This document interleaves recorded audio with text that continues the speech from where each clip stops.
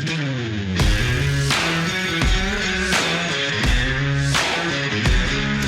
well-regulated militia being necessary to the security of a free state. The right of the people to keep and bear arms shall not be infringed. Welcome to another edition of Bearing Arms, Cam and Company. My name is Cam Edwards. Glad you're with me on the program today.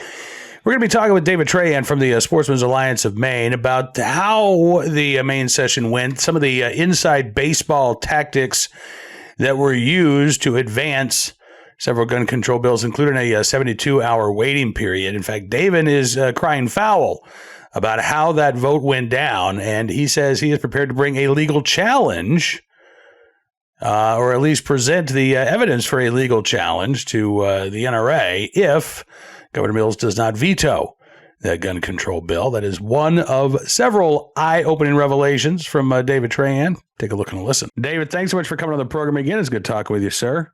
Thanks for having me back. Yeah, absolutely. Well, I wanted to wait a couple of days for the dust to settle after a sine die. So we just kind of get a lay of the landscape. And I guess, overall, I mean, we still don't know what the governor is going to do with the bills that passed. But in addition to all of her proposals, which included, expanding background checks, you've got the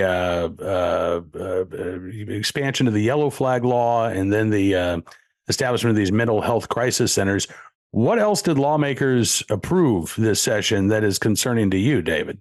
Sure. Well, I want to step back just a second to explain what happened with the background check expansion. Okay. Our membership year after year opposes universal background checks.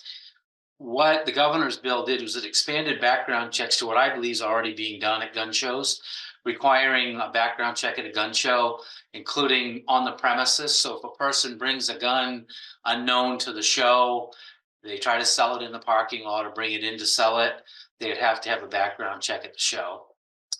So that was part of the governor's proposal. The second part was if you advertise it to the public, you don't know who your purchaser is, then you would, so like in our Uncle Henry's magazine, you would have to have a background check. And so that's a pretty limited expansion. Everything else is exempted. So although we gave a little bit of ground on that one, it could have been a lot worse.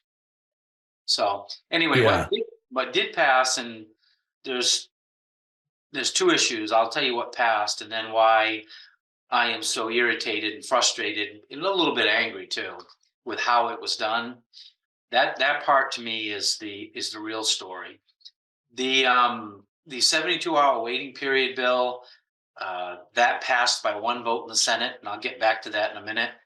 That's pending the governor's decision to either allow it to go into law without her signature, sign it, or veto it. And I've had several conversations with the governor since the passage, and I'm feeling pretty decent that she'll be vetoing it. Really? Yes. I don't think she had really supported it from any part in the session. Did she support it? She made it known. I know because I was there when she made it known. So there's a chance that she could veto it. So I'm going to hold judgment. No criticism from me for the governor. And for those that are sending messages, keep them respectful because she's the last line before this goes into law, and it's possible she could veto it. So the second thing that passed was for those firearms that are confiscated by police, game wardens, and others during a crime, the state currently auctions those. Mm-hmm. And I know our State of Maine Sportsman show, they auctioned some of them. That just happened yesterday. There were 230 guns in that auction. We're one of the partners that put that show on. There's no need to do this. It's symbolic. That bill also has a redefinition of machine gun that unfortunately captures shotguns. Basically, the definition, why it captures shotguns defines it as with one pull of the trigger, multiple projectiles. And anyone that has operated a shotgun knows that there's multiple buckshot, birdshot. Right. And so if that goes into law, we'll immediately submit legislation to redefine it so it doesn't include shotguns or try to repeal it. next year. I'm hoping the governor will look at that and try to veto it as well. Okay. Well, try to, but veto it. Yeah. So those two bills are still pending. There's another study related to voluntarily giving up your firearm rights. Representative Dudera has that bill. It passed. She is historically very anti-gun, and during her testimony, said that she wanted our organization on the committee. She never asked me. We will not serve on her committee. I will not serve on her committee. She just wants to take our rights away, and I will offer my seat on the committee to the National Rifle Association, and perhaps they'll take it. But I want nothing to do with taking a person's rights away. Yeah, well, I got to say we have that that voluntary, do not sell list in Virginia. I think that it has been rarely used. It's been a while since I've actually seen any stories on it, but I think the last time I saw a story on it was a year after it had passed, and I think there were less than a dozen individuals who had signed up and said, "Hey, I don't sell me a gun if I go into a gun store." To me, that is a step in the wrong direction. It's a bit of a slippery slope argument, right? From okay, here's a tool for people to use to, hey, here's something that you should have to sign up for. Maybe if you're receiving mental health treatment or things of that nature. To me, it just opens the door to a lot of really, really bad proposals. But I want to go back to something you said a couple minutes ago. You said that there was something about this process that made you angry. Yes. This session. Very much so. For your listeners, I served 12 years in the Maine legislature, 4 terms in the House and 2 in the Senate. And during my time in the legislature, I studied the rules. I knew the rules as well as anybody, because knowing the rules gives you power. Most of the people there do not know the rules very well, and it helps you be a more effective legislator to know the rules. Well, I was sitting in the Senate when the 72-hour waiting period bill was being debated. And I knew immediately when I heard the Senate president say that they would be pairing votes to pay attention. That pairing of votes can be used to take a bill that fails passage, and using people not in the chamber manipulate the votes. And I'll explain to you how they did it. Okay. There were 33 people in the chamber. 2 people missing. The vote was 17-16. The motion was ought to pass. The 17 were the noes. So the bill failed for those that were in attendance. 2 of the individuals, Senator Baldacci and Senator Rennie, then announced that they were pairing their votes. They were no votes. Excuse me. They paired their votes with 2 other legislators who weren't there. Now, there's a reason they did that. They're both Democrats, and they were both in tough swing districts. They could then tell their constituents they voted no on the bill, and then their votes are then not counted when they're paired. So in other words, those 2 red votes were then taken off of the count, which then made it 16-15, and it passed. So what happens is the two people, the ones that are not in attendance, the 2 that are in attendance, neutralize each other's votes. That then manipulated the numbers down to 16-15. And I documented it all because I knew that in order to pull that off, first of all, it's disingenuous for those 2 senators in attendance. Yeah, right. If you're opposed, and your pairing is going to change the vote tally. If you're really opposed to the bill, wouldn't you be opposed to the bill? Sure. Your actions are going to lead to it passing. So you get to have it both ways. Right. You tell your constituents I opposed it, but oh yeah, by the way, I forgot to tell you, I let my vote be discounted. Yeah. Which then allowed it to pass. Well, I took photographs of the vote. I retained the information, and I immediately went to the Republican leadership, their attorney, their parliamentarian, and said, you need to challenge this, because I know that there's very significant, first of all, paperwork that's required. You have to have written permission from the president. You have to have written requests from all the legislators. And I said, I want to see that documentation because I don't think they have it. And that was last week. and we still have not received the paperwork. So I'm going to ask again this week for the information for all that paperwork. If I do not receive it, I'll be making a call to the NRA lawyers explaining how the rule works, the fact that they refuse to supply the information, and ask them if they'll do a legal challenge on the passage of that legislation. Wow, that is some shady stuff. And listen, I know there are all kinds of parliamentary rules and tricks, as you say. Knowing those rules does give you power, right? If you know how the system operates, then you can, I don't want to say game the system, but you can use it to your advantage. But you also get to acknowledge when the rules aren't followed, right? And that gives you power in its own right. And it sounds like that's what we're talking about here. They were playing a little fast and loose with the rules. Yes, that's right. And it was late at night on the last day of the session. People thought they could get away with it. There was also another pairing with one of the same senators on an earlier vote. You have to have that literature on every single vote that you do it. Okay. I doubt that they would have done it on both pairings. So in other words, 2 days prior, he paired his vote. He was absent. They would have had to have the literature then, and then they would have to have it a second time when the final enactment came up. And if you had the paperwork and it had been requested by 4 different entities, including myself, wouldn't you have supplied it by now? So I'm suspicious whether they have it. Yeah. Yeah. Because this can become a scandal. Absolutely. Yeah. So I'm going to follow up on that. I'm really irritated with the Senate President, Troy Jackson. Troy Jackson is an Allagash boy. I've served with him 20 years ago in the House. He used the NRA endorsement and grades to get to where he is today. He used the SAM grades to get to where he is today. He was always pro Second Amendment. And then this session, he's termed out. He wants to run as a candidate in the governor race, wants to get through a primary, and a Democrat primary. And he turned on us. And he supported this gun control legislation. That's frustrating because last year I gave him an award for legislative service for being consistently a pro-Second Amendment candidate. And he is the one that helped orchestrate the pairing of votes and supported this legislation as it moved forward. It would never have gotten to where it was without the President of the Senate support. Yeah. Has he stated any reason for his change of heart?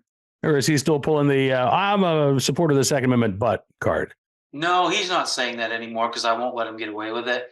But I think the reasoning that he used was that, and this part didn't make any sense, that as hunters, people who hunt, we got to get on board with some gun regulation, some gun control. And that was an excuse to switch his positions. The answer to that statement for me is we're law-abiding people, that hunters, we use firearms, but that's not why we have a Second Amendment, is to go hunting.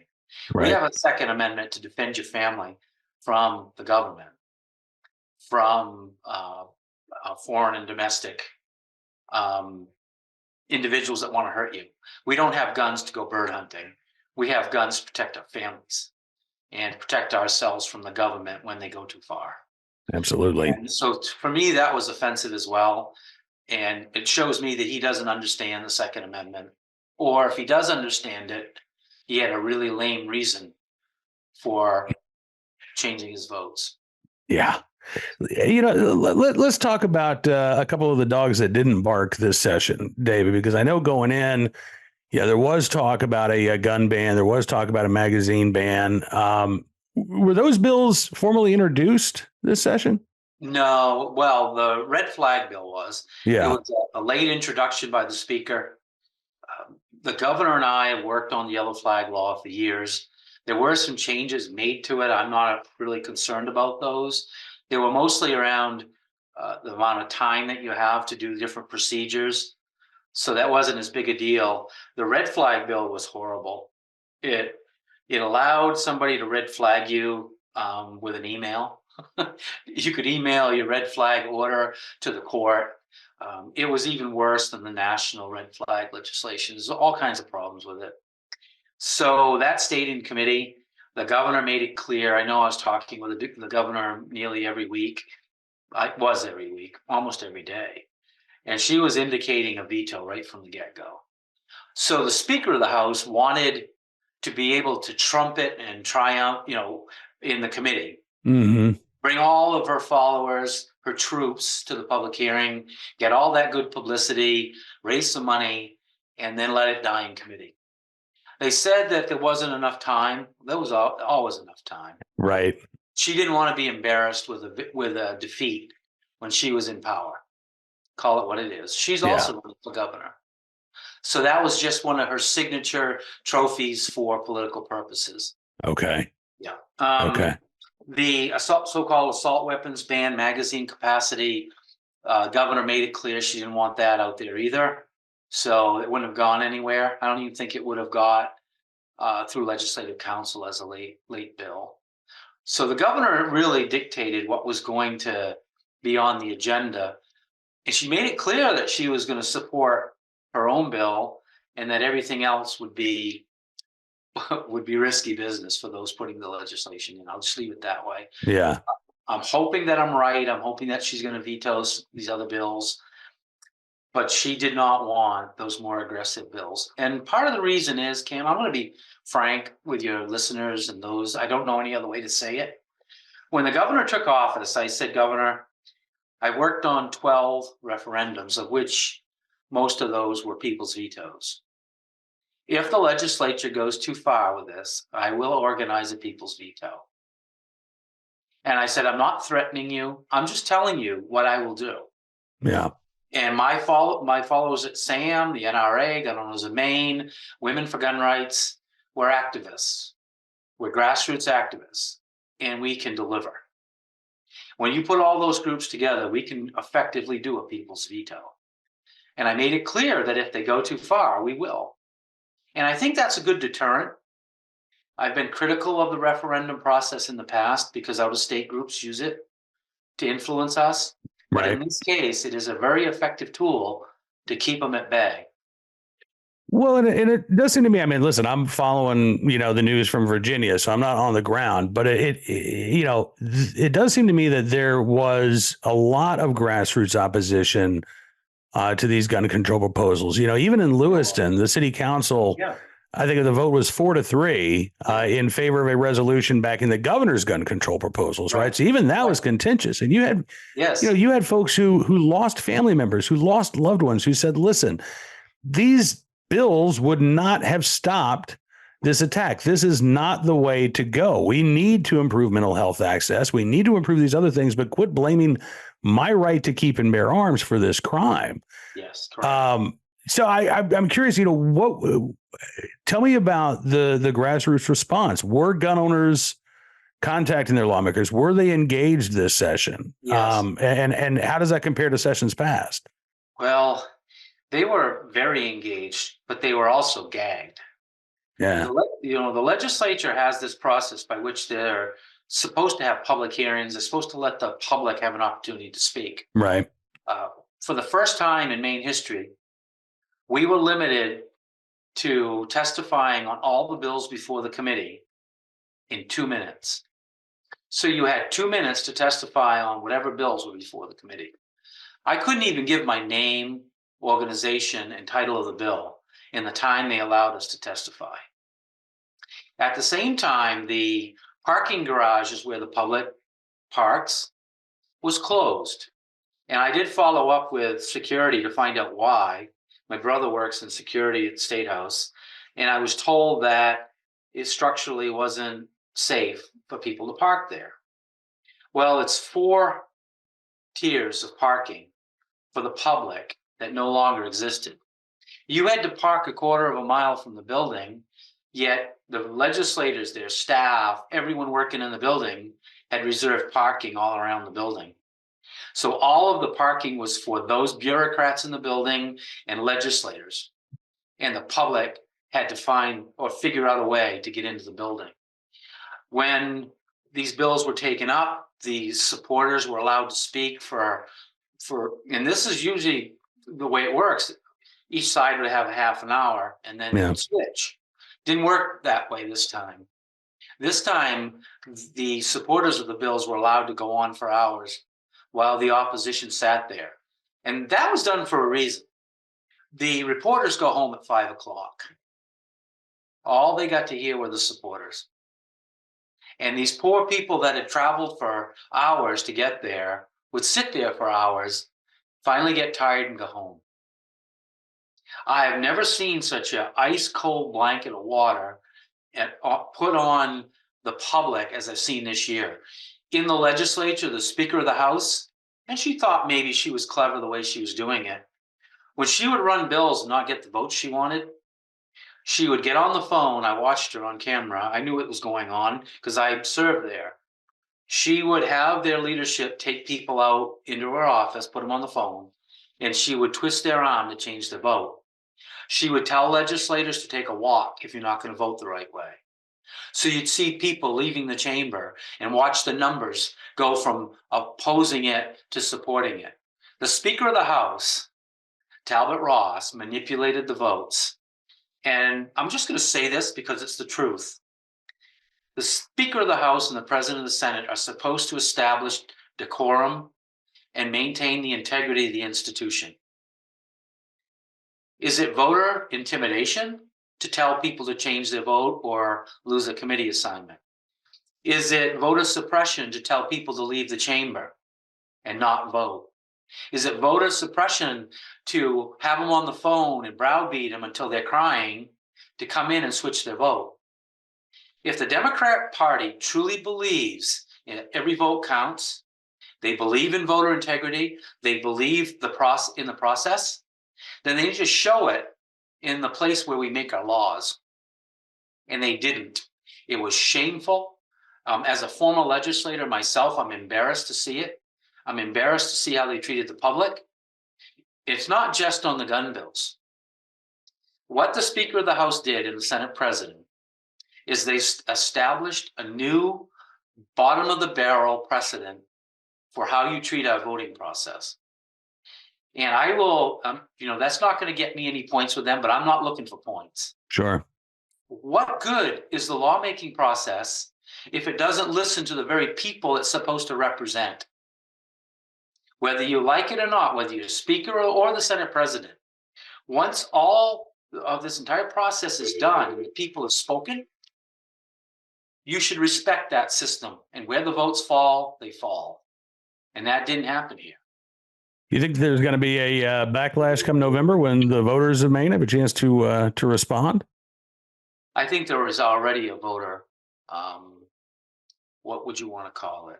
Not a revolt, but I'll tell you, there's some angry people. I did a post explaining how the Senate President had paired the votes, and I'll just use what that was. I've had some posts get a lot of exposure. That one got more than anyone. People were stopping me in the stores, thanking me for writing that, getting the truth out.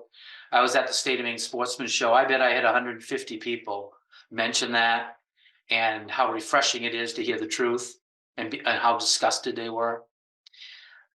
There's one thing about me that people, once they get to know me, will recognize, is that when I believe something is wrong, there's no way to shut me up. You can fire me, you can take whatever shots you want, but it's not going to shut me up. I'm going to tell the truth about what happened. I'm going to write about it.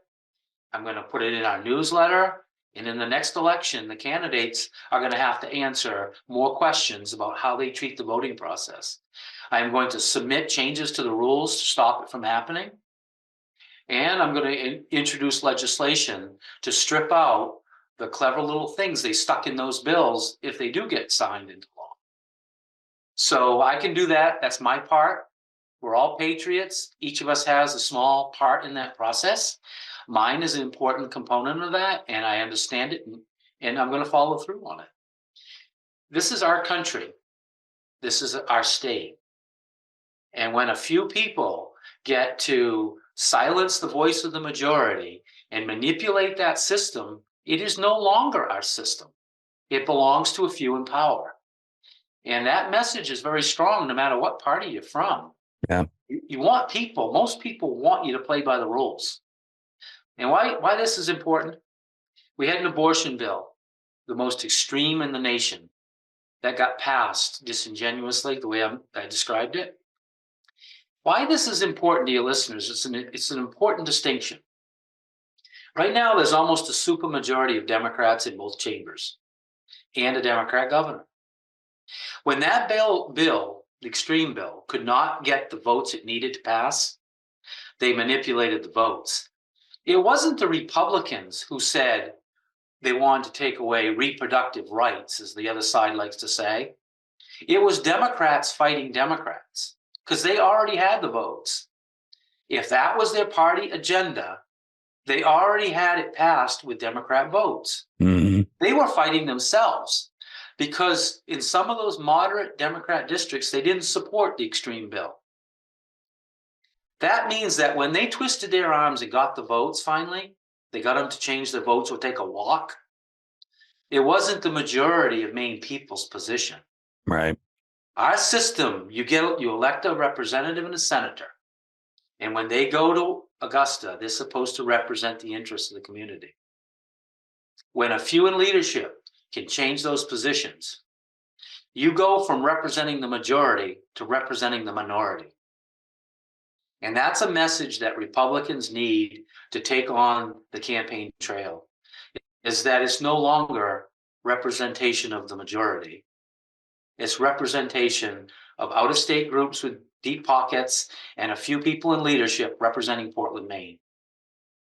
And Absolutely. That's not good for any republic. Well, you got that right. David, listen, man, I cannot thank you enough for coming on the program today, as well as all of your activism. Let's follow up again. How long does the governor have to decide? 10 days. 10 days. This will be decided within the next week. Okay. All right. Well, let's get you back on the program when we know what Governor Mills is doing. In the meantime, sounds like your message to gun owners right now: still contact the governor, encourage her to veto these bills. Absolutely. Yeah. All right. David Trahan with the Sportsmans Alliance of Maine. Thank you so much for your time today, sir. Look forward to doing this again soon. Thank you. Well, I appreciate David joining us on the program. Looking forward to having him back again very soon. Sounds like I'm not an attorney, but I'm not a parliamentarian expert like David is. But boy, it does sound like there is an opening there to challenge that waiting period bill if in fact it becomes law. All right, before we get to today's Armed Citizen story, our good deed of the day, and our recidivist report, let's talk about this for a second. At the very heart of our democracy lies a principle that we hold sacred: free speech. It's the cornerstone that supports every freedom we cherish. Yet in today's digital age, discussions about our wealth, our rights, and our future are being silenced or overshadowed in mainstream narratives, leaving many feeling voiceless in conversations that are crucial to our financial independence and security. This is where Wealth Protection Research steps in, armed with a mission that's never been more critical. Wealth Protection Research is not a financial advisory firm. They're defenders of free speech, committed to giving a voice to the silenced. Wealth Protection Research tirelessly seeks out financial experts. These are the voices that challenge prevailing narratives, especially as we navigate the uncertainties of the 2024 election. Wealth Protection Research has created a 2024 Election Wealth Protection Report. This free report highlights the 3 best ideas for protecting and growing your money heading into the 2024 election. It contains ideas the mainstream media won't touch, and listeners can get it completely free. Text IDEAS to 76626 to claim your free copy. If you believe in the sanctity of free speech and the importance of financial freedom, then act now. Text IDEAS to 76626 to claim your free copy of this 2024 Election Protection Report. It's time to widen the scope of what we're told, to hear the ideas the establishment does not think you can handle, and to take control of our financial destinies. Text IDEAS to 76626 to claim your free copy. All right. Now let's get to today's Armed Citizen story, good deed of the day, and our recidivist report. We will start there with a tragic and infuriating story from Arkansas, West Helena, Arkansas, where a teenager was shot and killed in a post-prom party in West Helena. Suspect in custody. The Arkansas State Police Criminal Investigation Division spent most of Sunday morning, according to the Magnolia Reporter, trying to locate Dontaria Stevens, a 19-year-old from Helena, Arkansas, previous graduate. He was booked into the Phillips County Jail Sunday afternoon. He is expected to be charged with first-degree murder as well as possession of firearms by certain persons. He is accused, or at least suspected, of killing Lorenzo Harrison III, a senior at Helena West Central High School, who was killed in this shooting about 1 o'clock Sunday morning. Incident occurred after the prom at a after party attended by students across the street from Otter Warehouse in West Helena. According to court records, Stevens, again, the suspected in this murder, was arrested in June of 2022, so less than 2 years ago, on charges of aggravated robbery and battery in the first degree. But he took a plea deal. Prosecutors dropped the aggravated robbery charge, and he ended up entering a negotiated plea of guilty to the count of battery. He received 120 months of probation in January of this year for the battery offense. He was ordered to pay a $1,000 fine and $235 in court costs and fees. The court order noted that Stevens' sentence was a downward departure from sentencing guidelines due to, quote, evidentiary issues. Now, the court didn't explain what those evidentiary issues might be, so maybe prosecutors felt like this was the best that they could get. But given the fact that somebody who was handed probation 4 months ago is now getting ready to be charged with murder, I think it's time for prosecutors and police to come clean about what those evidentiary issues were that led to this plea deal, that led to young Mr. Stevens here being sentenced to probation rather than prison for the original charge of aggravated robbery and first-degree battery. Today's Armed Citizen story from the Nashville, Tennessee area, where a suspected burglar is in the hospital and is expected to face charges once he is released after being shot by a homeowner over the weekend. According to authorities in the Nashville Police Department, 32-year-old Anton Cosby accused of breaking into a home along Shreve Lane in Nashville just before 6 o'clock Saturday morning. Homeowner's family apparently woke up to the sound of banging on the front door and then the windows. Not a usual sound at 6 o'clock in the morning, so the homeowner grabbed his firearm, and that's when he discovered Cosby actually in the home. He had, according to authorities, broken through the kitchen window and started to climb through when the homeowner saw him, said, "Hey, get out." He didn't. And that's when the homeowner fired a shot, hitting Cosby in the arm. And at that point, Cosby allegedly dropped a revolver that he was holding. That landed near the kitchen sink, and then Cosby ran off. Police say they found him nearby, but when they tried to render aid, he became combative, taken to a local hospital where he's being treated for a non-critical gunshot wound.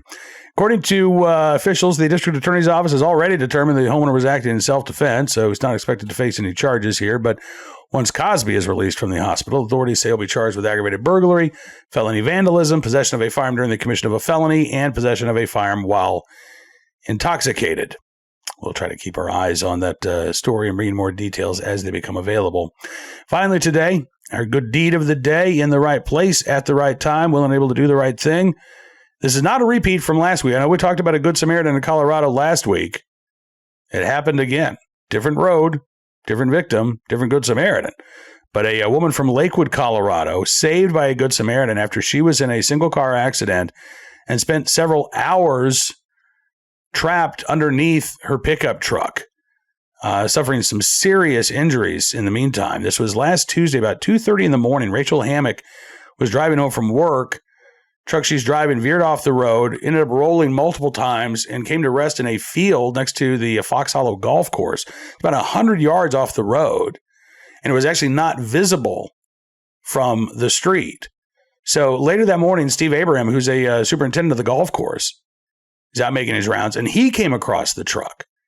He approached the vehicle. He saw Hammock pinned underneath. Her legs were trapped. Her body was stuck in a barbed wire fence. Abraham says, I was getting the barbed wire kind of away from her body. I had to cut her hair out because she was stuck in there. He alerted his coworkers. Several of them were assisting the woman while they waited for first responders to arrive. When they did show up, they took Rachel Hammock to a local hospital. She was placed in a medically induced coma. Stephen Abrams says they got her out in about 7 minutes, but because nobody noticed her, she was stuck there for about 4 hours. Hammock's boyfriend, Eben Jones, found out about the crash the next day. He notified her parents, Sam and Thomas Hammock, who live in South Carolina. They flew to Denver to be by their daughter's side. Sam Hammock says, all I could think of is I need to get to my girl. Last Friday, according to Denver 7, Rachel Hammock underwent surgery, suffered a broken pelvis, a broken nose, fractured vertebrae, large laceration on her head. She, at last report, still in and out of consciousness, but she is expected to recover. Her boyfriend says, I know she's strong and she'll come through. So I'm just trying my best to stay positive.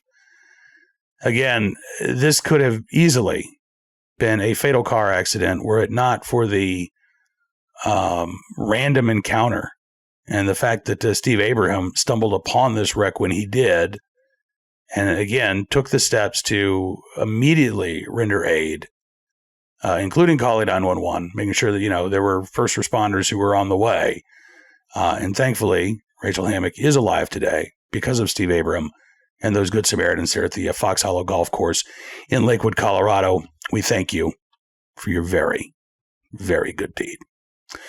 All right, that is all the time we've got for you in this edition of Bearing Arms Cam & Company, but I want to thank you for being a part of the program as always. I would encourage you to check out bearingarms.com throughout the day. We're keeping you up to date on all of the latest Second Amendment news and information, including the Supreme Court granting cert to Vanderstock versus Garland. This is the challenge to the ATF's rule on unfinished frames and receivers. Oral arguments will take place in the fall. We've got that story and a whole lot more at bearingarms.com. Be sure to check it out. We'll see you back here tomorrow for another edition of Bearing Arms Cam & Company. In the meantime, be well, be safe, and be free.